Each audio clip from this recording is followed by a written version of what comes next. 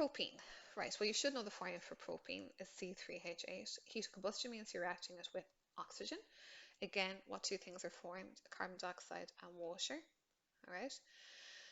So again, that equation is balanced for you, but you need to be able to balance it. So you have 3 carbons, so this has to be multiplied by 3. You need 8 hydrogens. That's why 4 by 2 will give you 8. That means then we have 6 oxygens here, and we have 4 oxygens here. That's 10. So that's why this has to be multiplied by 5. Now it's already balanced for you, so but it's no harm just to check that you could do it yourself, because you could be asked to do it yourself. All right. Now, heat of formation of CO2, we're told, is minus 393.5. Heat of formation of water is this.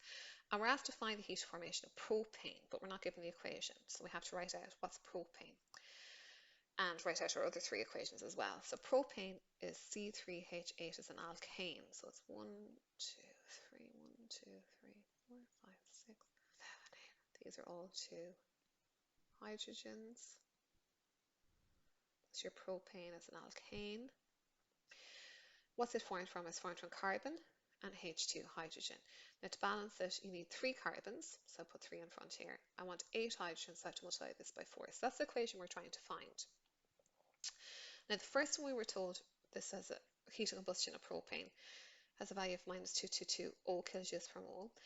Heat formation of carbon dioxide. Well, the formation of carbon dioxide is carbon and oxygen to give you CO2, and we're told delta H was minus 393.5. Heat formation of water is H2O, so it's H2 and a half O2, which is this value here. But how do these 3 equations compare to the one we want? Right.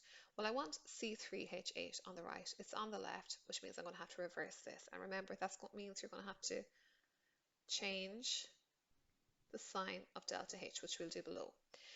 I want 3 carbons, so I have 1 carbon here, so it means I have to multiply that by 3. So that means delta H here is going to have to be multiplied by 3.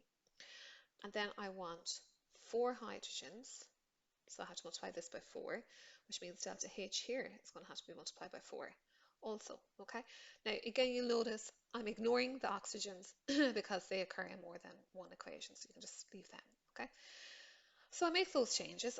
I reversed the first equation, and delta H became a plus.